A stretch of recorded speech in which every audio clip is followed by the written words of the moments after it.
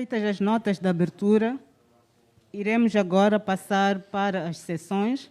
A primeira sessão tem como tema análise da situação da resposta atual à Covid-19 e perspectivas futuras em Moçambique.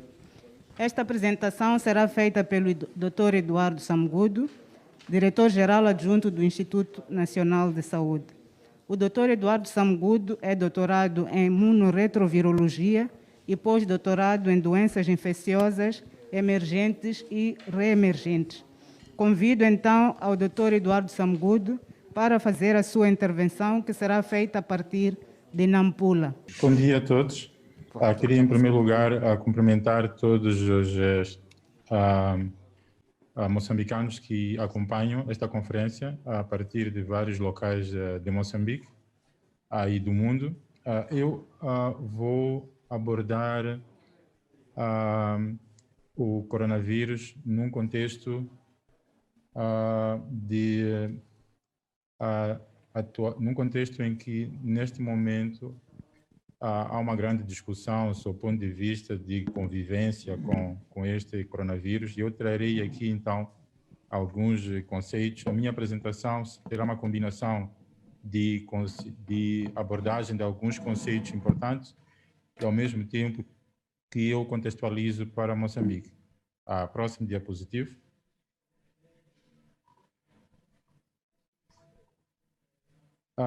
Este é o primeiro aspecto que eu queria trazer aqui, que é a dinâmica temporal de surtos, de epidemias, até de pandemias, nos últimos 46 anos, ao nível global.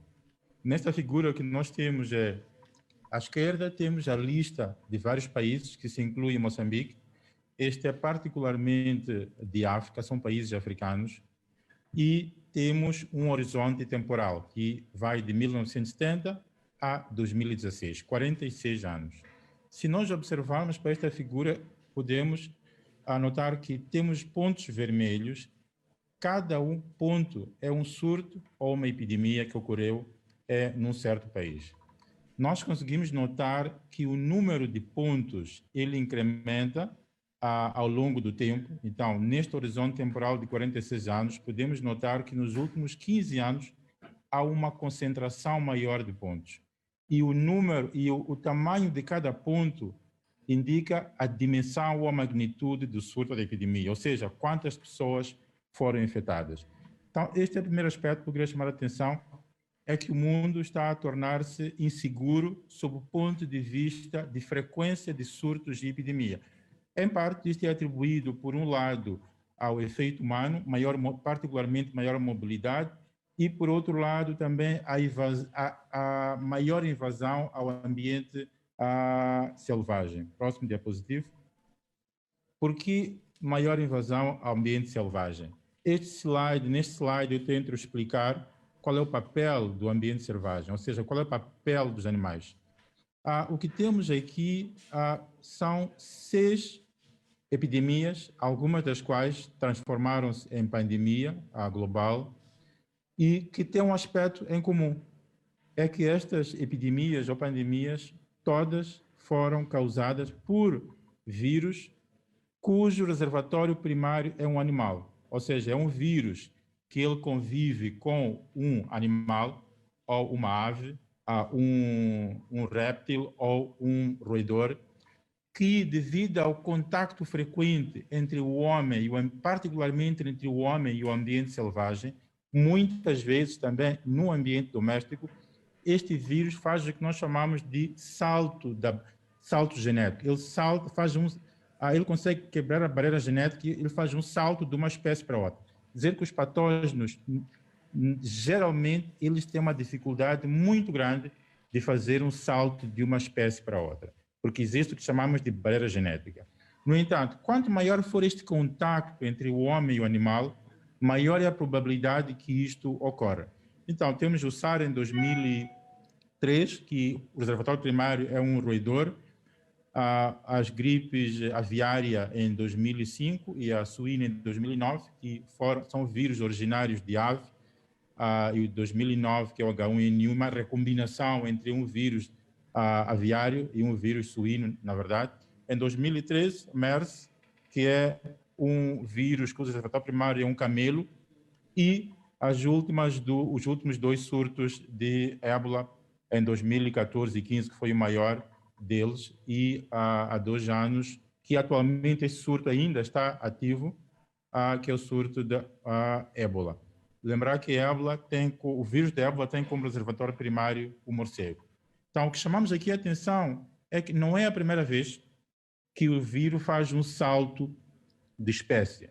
Então, o coronavírus, ele é um vírus que o reservatório primário é um animal que, devido a um contacto frequente, ele conseguiu fazer o salto de espécie. O que é que isso nos traz em mente?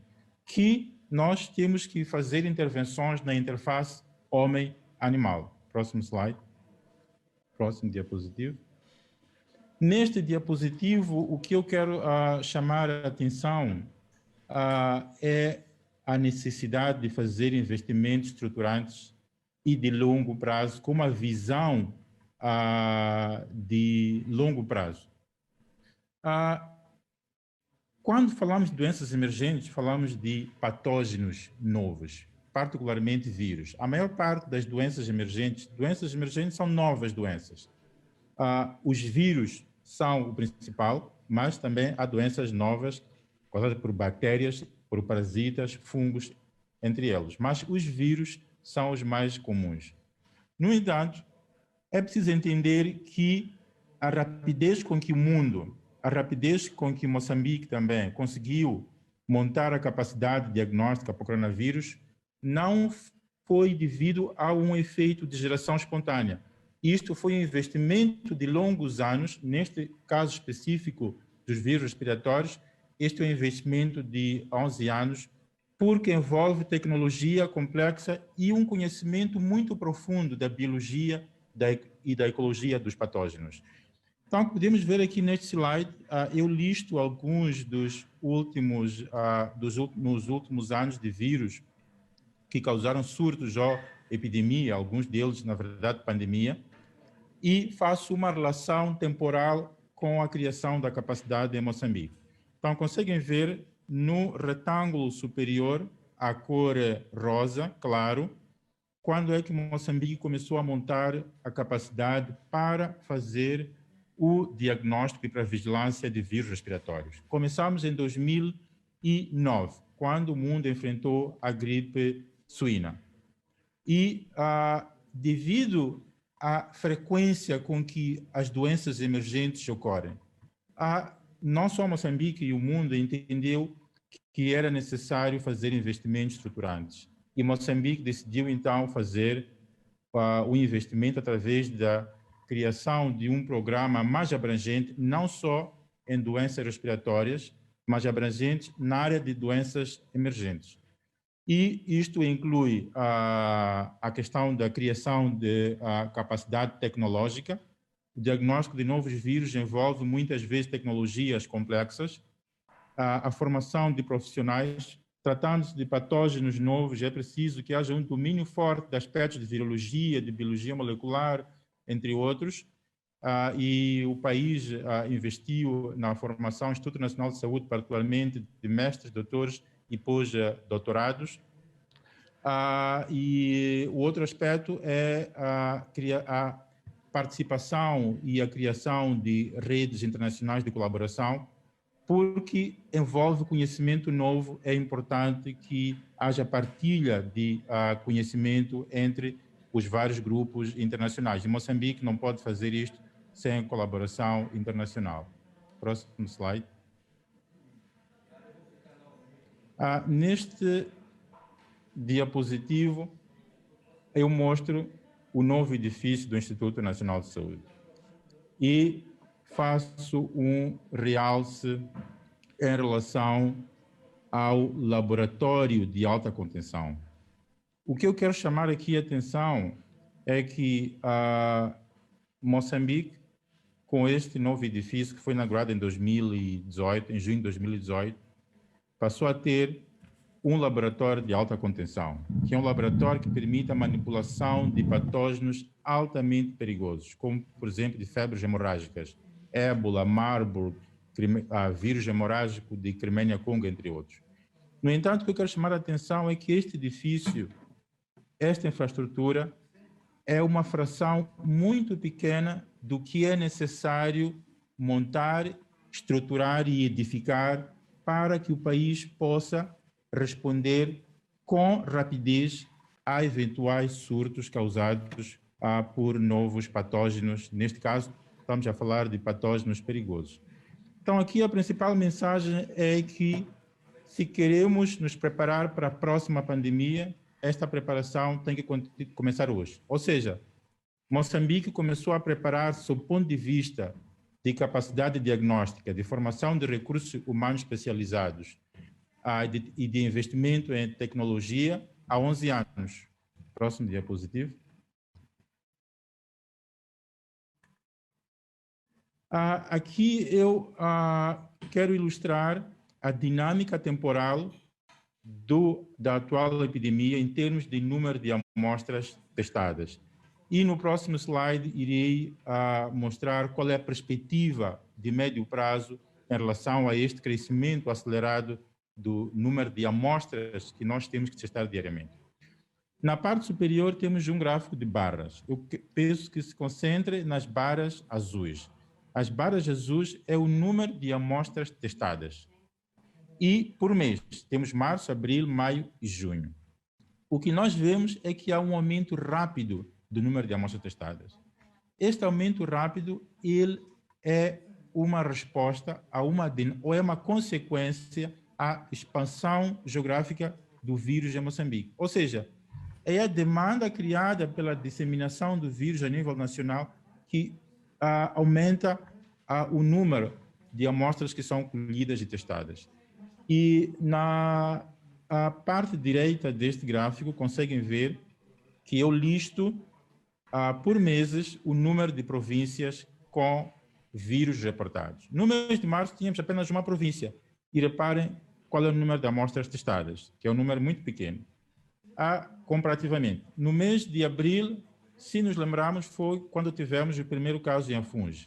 E alguns desses casos, na verdade, tiveram contactos, foram positivos em Maputo cidade, relacionado com a viagem do indivíduo para Maputo. Então, passamos para 3 províncias, Maputo cidade, Maputo província e Cabo Delgado. Reparem o que acontece no mês de maio. É quando o vírus se expande para todas as províncias. No mês de maio, tivemos 8 províncias em 30 dias, com casos reportados pela primeira vez.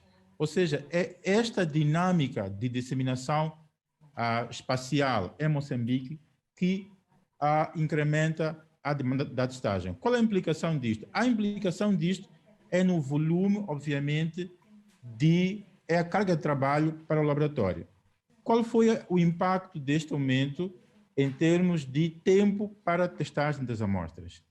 Se na parte inferior deste slide eu coloco uma seta com um horizonte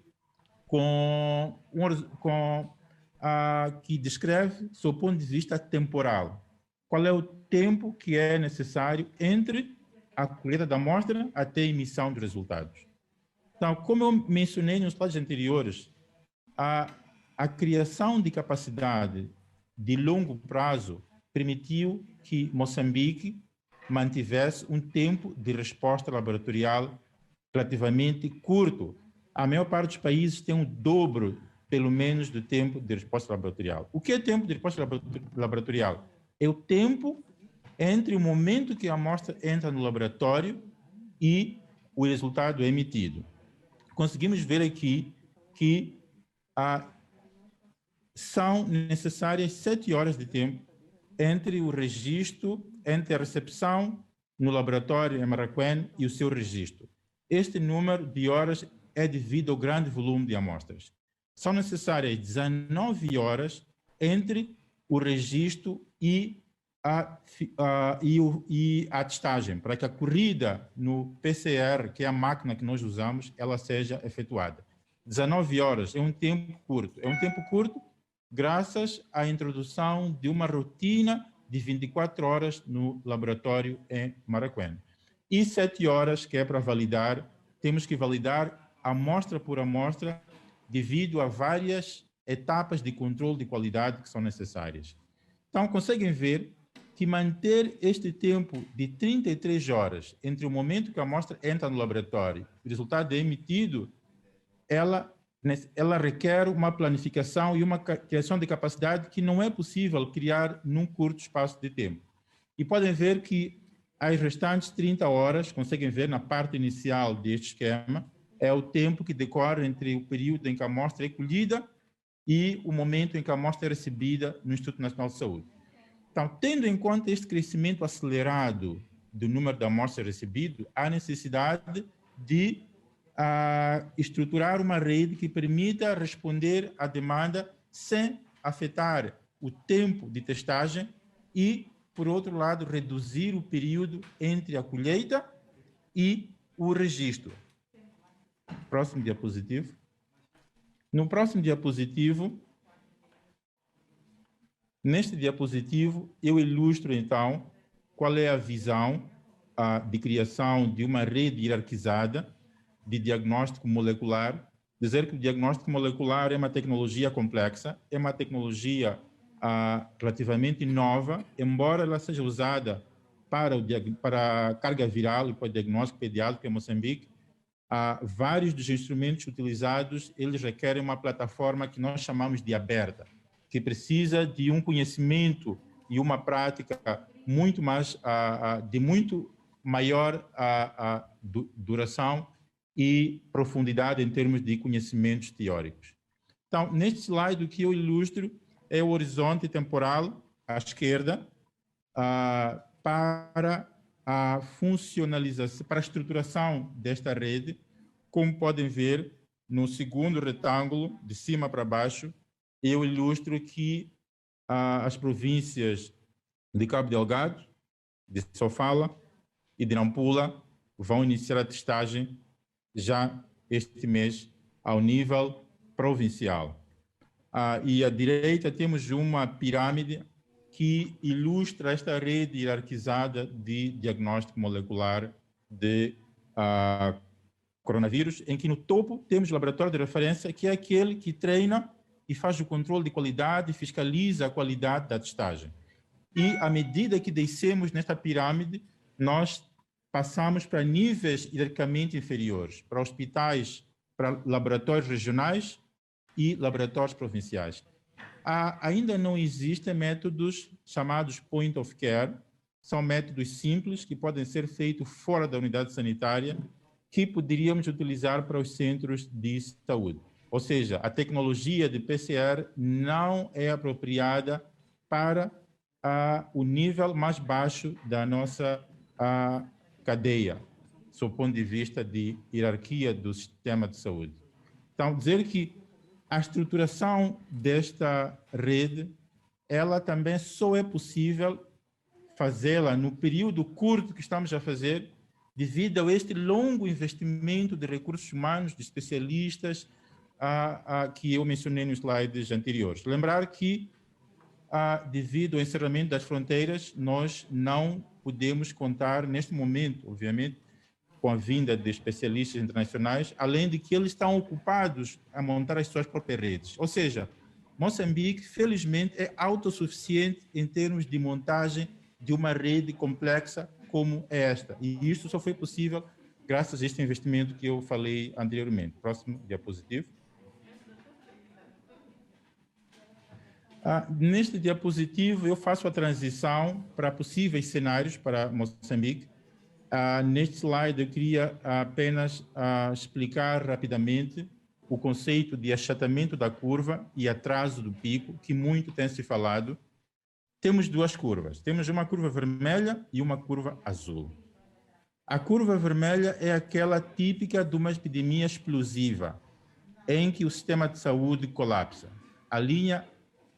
Esta é a linha vermelha. A linha azul é típica de um contexto em que o país conseguiu conter a epidemia, atrasou o pico através do distanciamento social, uso de máscara, restrição de movimento, limitação dos aglomerados, entre outros. E por que é que nós temos que atrasar o pico e achatar a curva? O pico é é o local mais alto da curva. O pico, como podem ver, é o momento em que o número de casos é o maior no curso da epidemia. A altura desta curva é o número de casos e a linha horizontal é o horizonte temporal. Então, um pico precoce, reparem que temos uma linha tracejada a meio da curva vermelha. A linha tracejada é a capacidade do sistema de saúde. Reparem que quando a epidemia é descontrolada e explosiva, o número de casos, que é a altura, ele supera a capacidade do sistema de saúde. E é por isso que o sistema de saúde entra em colapso. Quando nós atrasamos o pico, e acertamos o pico, ocorre o que estamos a ver na curva em azul, que o número de pessoas infectadas, ela não supera a capacidade do sistema de saúde. Ou seja, o sistema de saúde, ele consegue comportar o número de casos, porque o número de casos é pequeno. Por outro lado, reparem que o ponto mais alto, ele está afastado para a direita. Quer dizer, ele está atrasado temporalmente. É por isso que chamamos de pico tardio e achatado.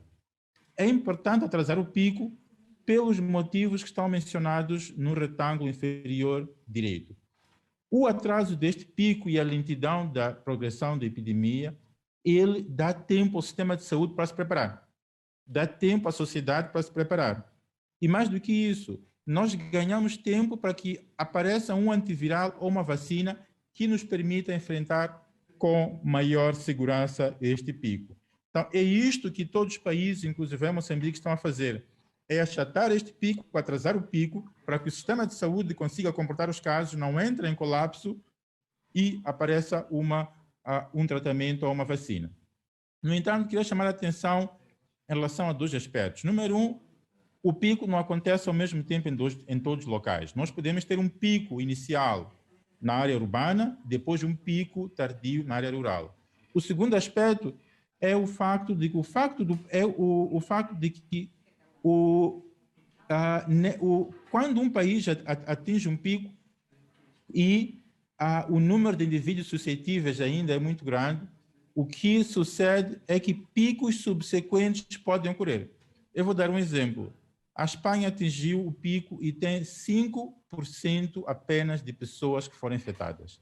Ou seja, existe um número grande de indivíduos que ainda é suscetível e este pico foi alcançado na fase em que foi alcançado porque houve um lockdown. O que significa? Que, devido ao número grande de indivíduos suscetíveis, o risco de picos subsequentes ele é significativo. Próximo diapositivo. Neste diapositivo, eu queria fazer apenas uma análise comparativa de curvas entre vários países. E eu coloquei em círculo dois grupos de países. Os países que têm uma epidemia acelerada e os países que têm uma epidemia relativamente estável, que foram aceleradas no início e com tendência à estabilização. A África do Sul, conseguem ver, é o que está mais adiantado em termos da curva, e a Etiópia tem uma inclinação similar com Moçambique. Reparem que Moçambique tem uma elipse tracejada.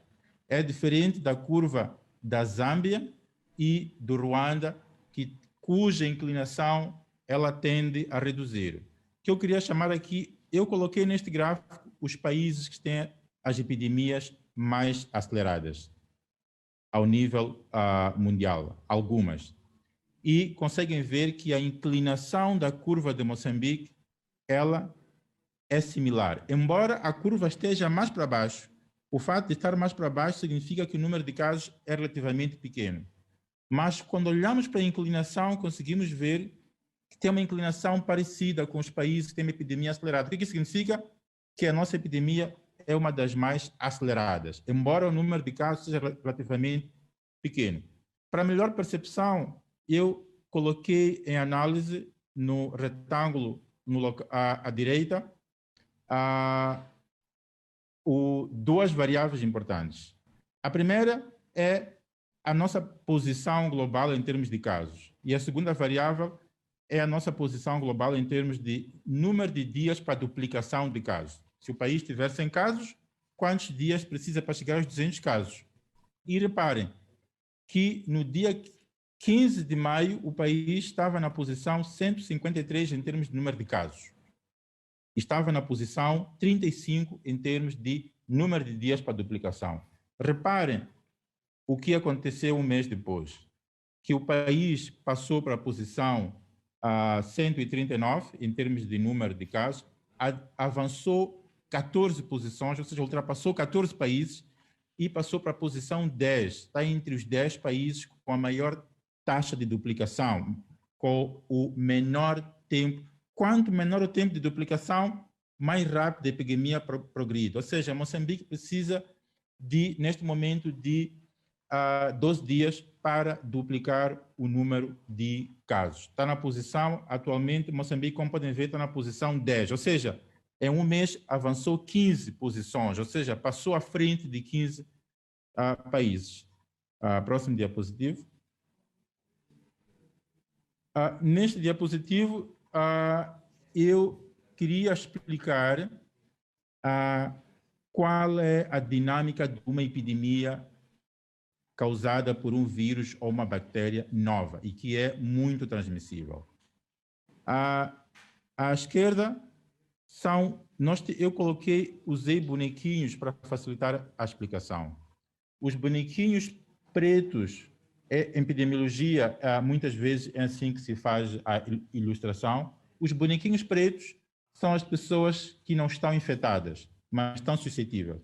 E o bonequinho vermelho são as pessoas que têm o vírus e transmitem.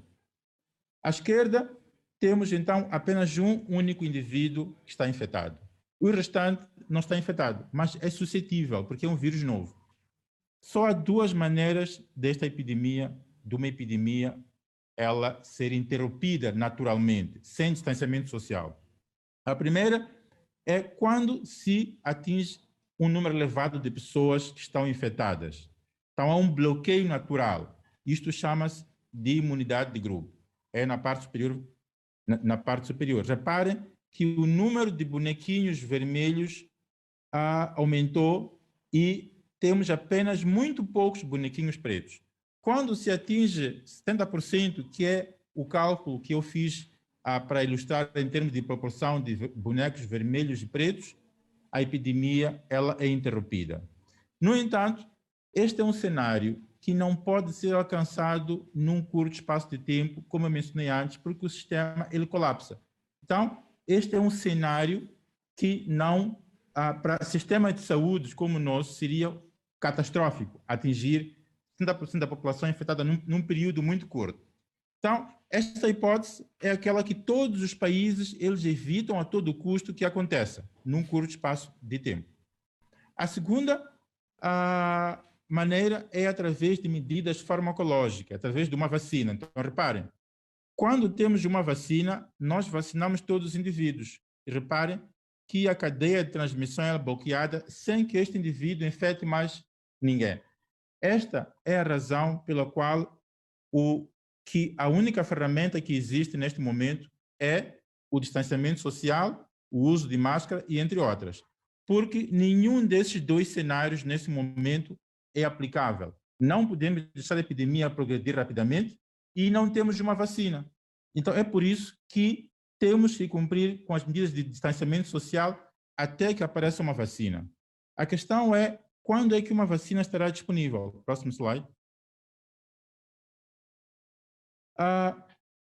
Um aspecto importante, antes de mencionar, antes de introduzir a discussão do impacto da demora na obtenção de uma vacina no cotidiano, ao nível global, no cotidiano social, profissional, entre outros, queria chamar a atenção que, devido a este horizonte temporal grande que temos para que uma vacina esteja disponível, que é de cerca de 18 meses, pensa-se que é de cerca de 18 meses, então é um horizonte temporal grande.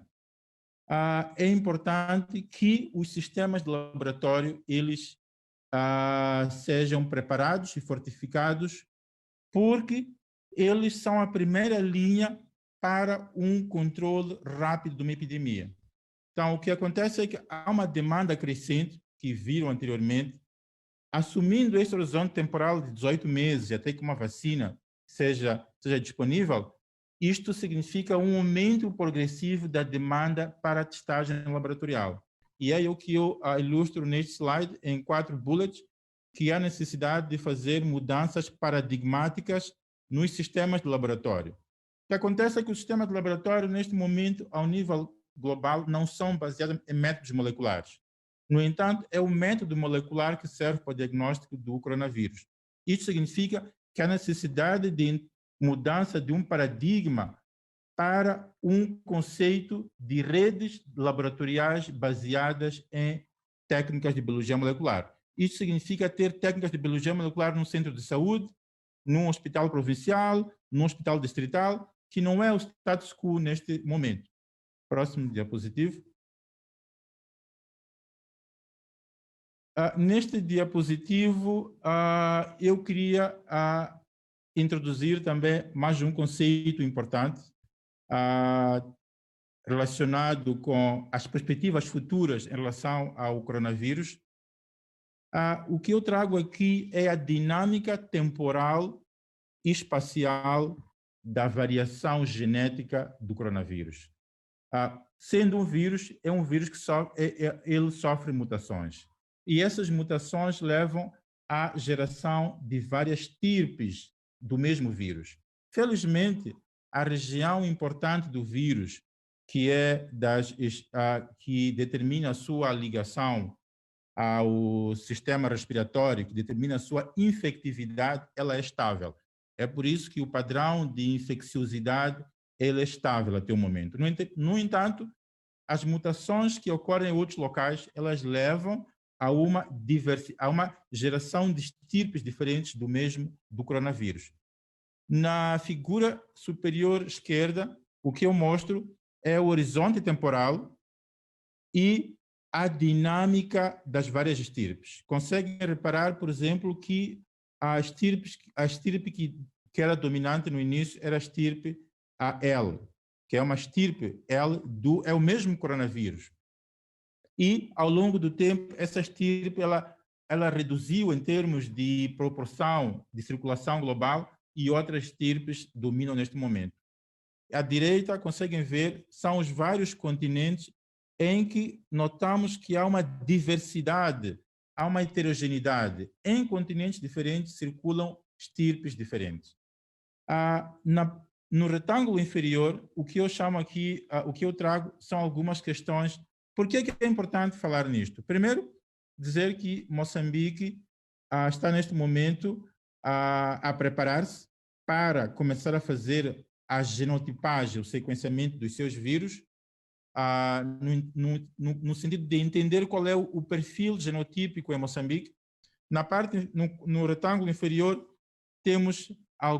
trago alguns aspectos importantes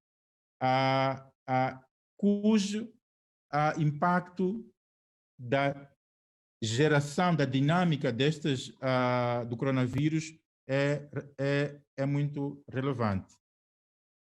A primeira questão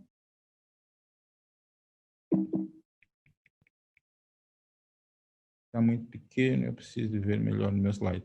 A primeira questão é: qual é o impacto desta diversidade genética do vírus na eficácia da vacina? Temos que ter em consideração que a vacina é produzida para um epitópio específico. Será que o facto de termos vários genotipos a circular do vírus vai dificultar a geração de uma vacina que tenha a eficácia para proteger todos os continentes? A segunda questão é: será que teremos que incluir todas essas estirpes na mesma vacina? Isto introduz complexidade em termos de geração da vacina. A terceira questão é que serão necessárias doses anuais de reforço, uma vez que o vírus ele sofre a mutação. Será que essas mutações elas têm um impacto em termos de a proteção de longo prazo do indivíduo, como acontece, por exemplo, com o vírus da influenza? E será que esta complexidade poderá atrasar a geração de uma vacina contra o coronavírus. Próximo diapositivo. Então, são aspectos que têm que ser respondidos e que Moçambique, obviamente, tem interesse em colaborar nestas redes globais de genotipagem para entender qual é a diversidade em Moçambique e ao nível do continente. Neste slide, eu queria explicar um pouco a importância de fazermos inquéritos seroepidemiológicos. Eu mencionei antes que há duas formas de uma epidemia ela ser interrompida, ou com uma medida farmacológica, que é uma vacina, ou quando se atinge um número elevado de indivíduos que é infectado, que eu volto a repetir, as epidemias não podem progredir rapidamente para atingir um nível alto de indivíduos infectados, porque isto leva a um colapso do sistema. Isto tem que ser evitado a todo custo. No entanto, é importante que os países monitorem a dinâmica com que o número de indivíduos que foram expostos, estão curados e já estão imunes, ele ocorre ao longo do tempo. E dizer que Moçambique vai iniciar o seu primeiro inquérito seroepidemiológico esta semana, que vai permitir começarmos a monitorar o padrão de imunidade ao nível comunitário. Próximo diapositivo. Penso que o meu tempo já esgotou. E obrigado.